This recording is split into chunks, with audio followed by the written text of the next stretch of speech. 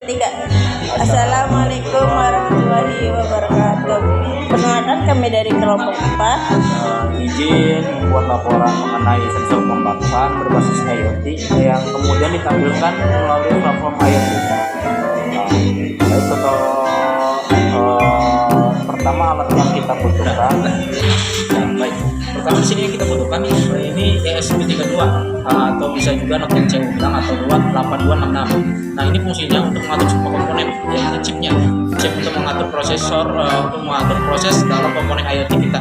Ya, ini ESP32 itu sudah koneksi wireless, bisa nyambung juga dengan WiFi. Kenapa ini saya pilih? Karena menghubungkan komponen-komponen seperti platform IoT di ini. Yang kedua ini ada sensor moisture, ini sensor kelembapan. Nah, ini untuk mengatur tingkat kelembapan tangan. Nah, misalkan apabila indikasinya besar atau kecil bisa dilihat dari sini. Di sini juga ada LCD ya yang untuk menampilkan hasil pembacaan sensor kelembapan secara real time sehingga menggunakan data dapat mengetahui kondisi kelembapan tanah ataupun udara secara langsung tanpa menggunakan perangkat tambahan. Nah, itu LCD itu digunakan untuk menampilkan nilai kelembapan, misalnya kayak ada berapa persennya, terus menampilkan status kelembapan, basah, lebat dan kering. Di sini bakal muncul. Terus di sini juga ada menampilkan status sistem, yaitu ada on dan off-nya.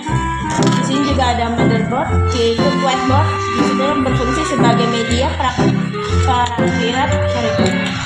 Fungsinya itu membuat. Baik, di sini alat yang pertama kita gunakan yaitu pertama sensor ya, sensor moisture. Nah, ini 1,2 ya, versi 1,2. Nah, yang kedua itu ada di ESP32 atau bisa di sini saya pakai 8266 ya, Nokia CU versi 1.0. Nah, di sini ada papan board dan yang kedua kita menggunakan LCD ITC. Seperti kita tahu harus minus dan plus, ini tergantung anugerah dan keadaan. Contoh kita plus ini harus diambil melalui resistor supaya indikator lampu merah. Ini dia fungsinya untuk menambah arus ya, dia supaya lampu indikator merah. Kita pasang dengan satu rangkaian yang sama. Kemudian kita menghubungkan melalui kabel plus. Satu kabel plusnya. Nah, kita bakal taruh di sini. Terus penghubung plusnya ini kita masukkan ke pin D5. Ini yang pin D5. Kemudian pin negatif kita sambungkan melalui GND. Di sini kemudian ada pin sensor. Pin sensor ini terdiri dari PCC, automation, dan GND.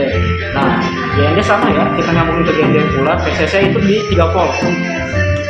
Kalau untuk kabel sensornya ini kita nyambungin di pin analog A0 ya, ini pin analog di A0 kita sambungkan.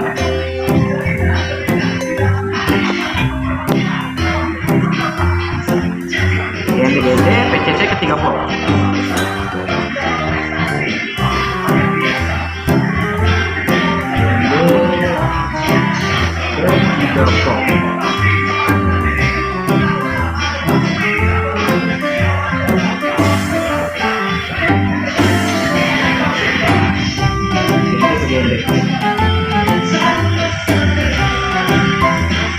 Kemudian sini LCD.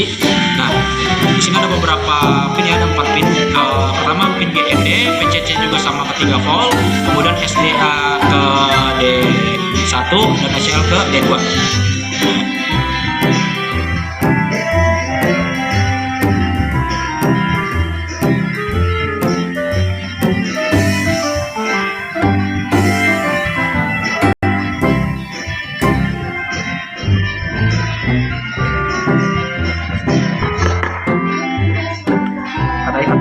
Yang tadi sudah dijelaskan, ini kita lanjut aja ke implementasinya.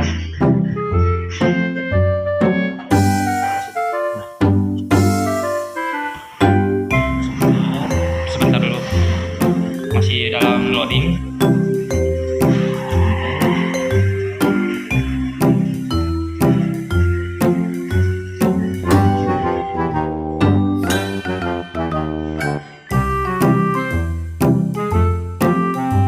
Tahap prosesing. Nah, ini masih tahap pengcompile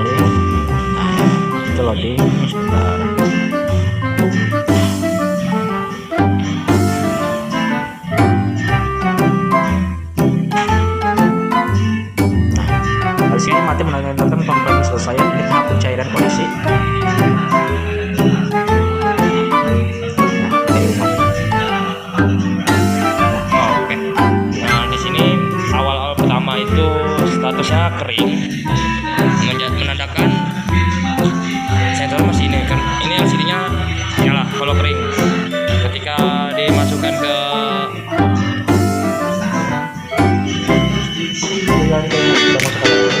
kita masukkan ke lembapan yang basah.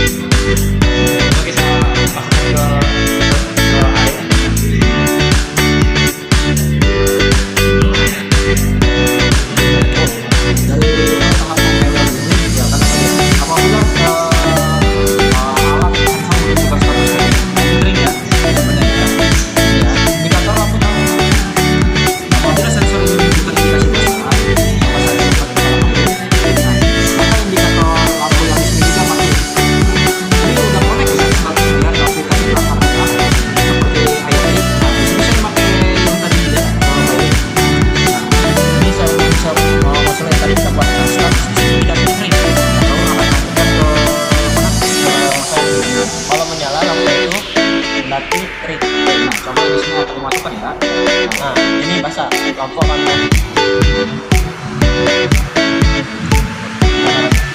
Di sini nilainya di bawah dari 40 berarti tandanya kering ataupun alatnya itu sedang kering dan lampunya di sini pun lampu LED-nya itu menyala. Sedangkan kalau alatnya basah, tuh di sini itu ada keterangannya itu di situ di atas dari 40. Contohnya seperti ini. Nah, di sini itu di atas dari 40 berarti tandanya alat itu basah dan LED-nya itu juga mati. Ada status kelembapan. Jadi di sini kalau statusnya kelembapannya kering, maka dia akan berubah kering. Ketika di statusnya dicelupin alat ininya ke tempat air, maka statusnya berubah basah karena kelembapannya dia basah. Ini ada satu fitur lagi yang pertama ya. Di sini tuh kita main menggunakan database. Sebenarnya bukan database, sebenarnya ini data stream. Cuman dia fungsinya sama seperti database pada umumnya. Karena kita lihat sendiri ya, sensor itu IoT itu terutama dia selalu bermain dengan full loop. Nah itu biasanya 1 detik atau 2 detik. Maka kalau untuk ditambah ke dalam database itu sungguh sangat besar. Maka ini lagi di sini kita pakai data stream. Nah data stream ini lab ya, dia akan disimpan misalkan selama 15 menit sekali, dia akan tersimpan datanya di sini nanti. Nah kalau 30 menit dia nanti akan tersimpan selama 30 menit di sini dengan indikasi variabelnya berapa persen. Nah di sini coba saya lihat dan ini sudah berfungsi ya. Nah kalau apabila menunjukkan statusnya basah, maka keterangan variabelnya di sini akan membesar nilai paragrafnya. Boleh dilihat. Nah kalau kita turunin lagi statusnya menjadi kering, maka di sini presentase garisnya juga menjadi kering kurvanya, menjadi turun. Ini sudah tersambung ke dalam perangkat IoT dan sudah smart ya. Sudah bisa kita bawa kemana-mana. Misalkan kalau di rumah tanaman kita takut kurang air, jadi bisa kita pantau dari sini. Itu saja presentasi dari kelompok kami. Kurang lebihnya mohon maaf karena ada beberapa ya kendala, misalkan kurang jelas atau apa. Nanti coba saya taruh ya tutorial atau reviewnya step by stepnya bagaimana dari link video YouTube di bawah ini.